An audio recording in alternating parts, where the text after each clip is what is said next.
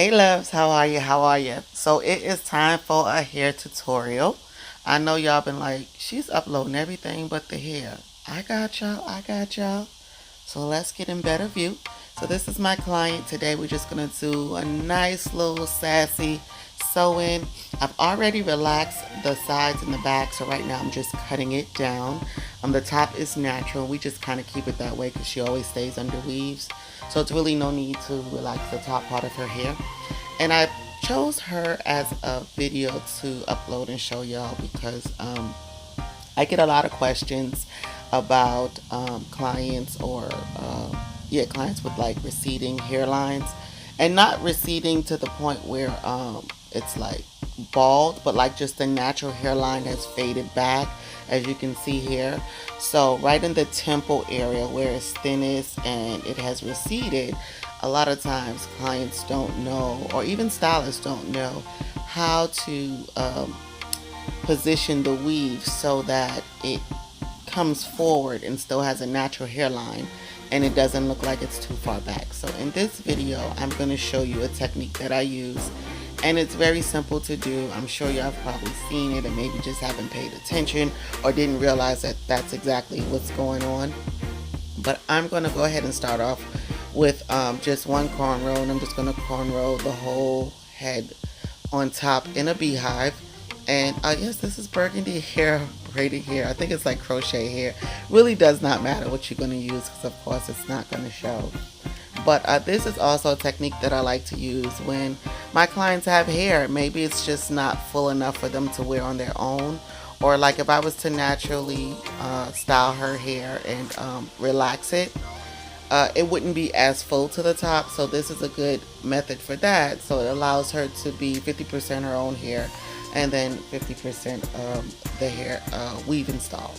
So that netting, if you can see here, there is some netting that comes down right where her hairline is. You can see better, right?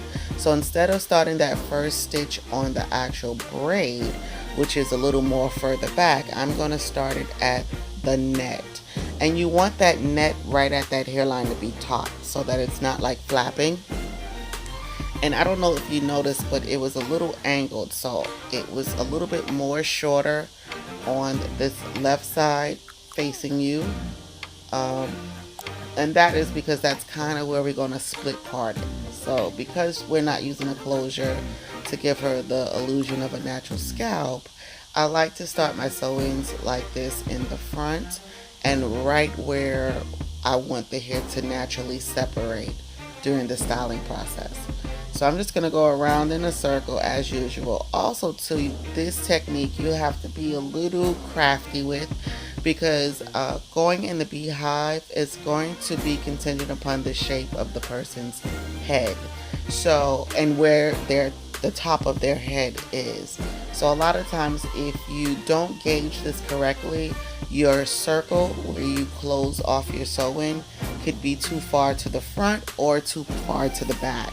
So you want to be mindful of that when you're going around in a circle, that sometimes you can't do it evenly.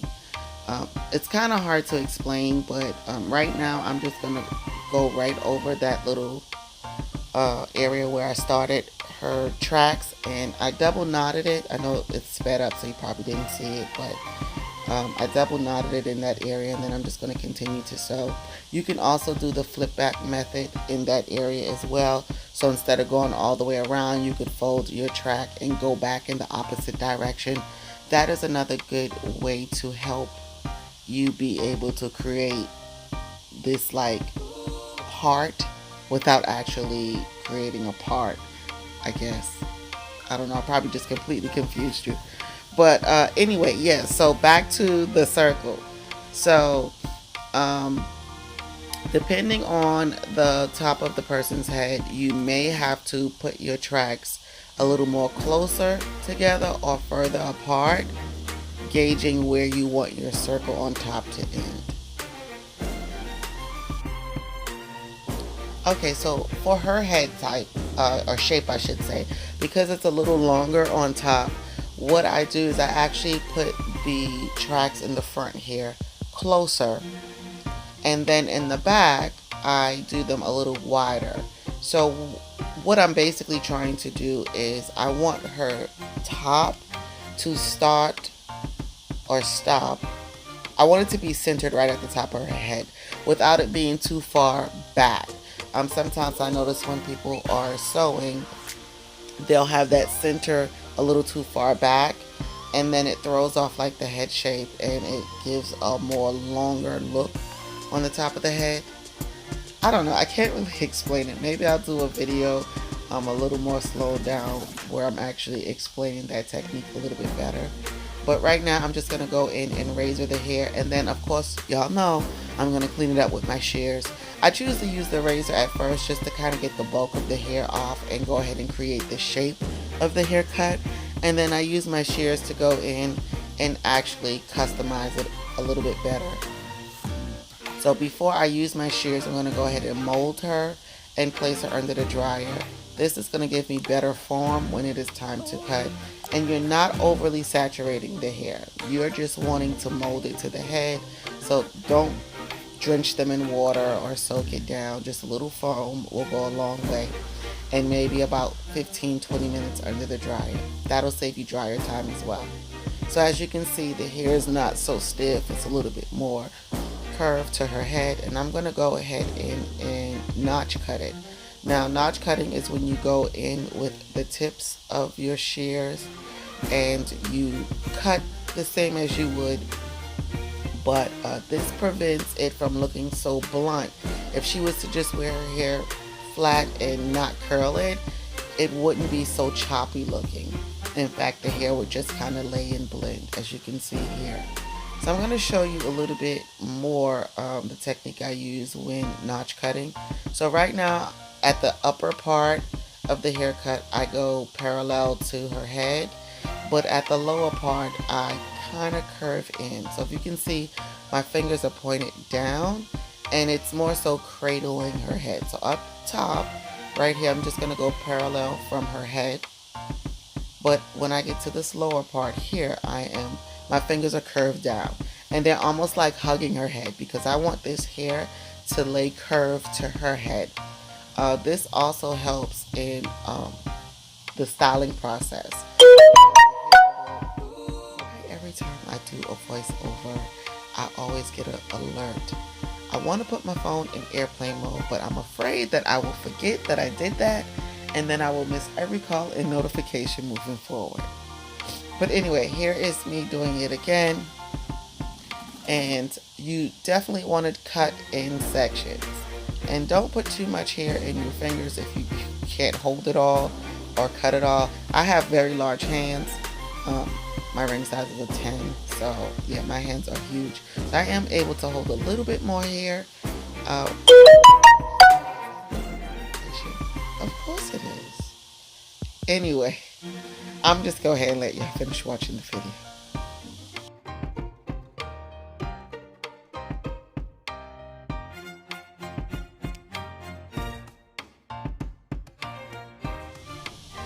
Okay, right here real quickly, I do my fingers a little bit differently because I want to make certain that I keep her fingers long. It's kind of hard to describe. I don't know the terminology. It's been forever since I've been in hair school.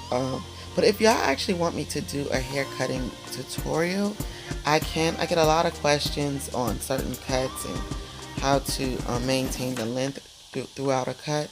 So I can do a video on that if y'all like that. Comment and put that in the comment section and let me know you'd like to see videos on haircuts or hair trimming or anything in regards to that, and I will definitely get one out to y'all. But right now we are at the finish line, so I'm just going to go ahead and curl her up, and I'm going to be quiet the rest of the video.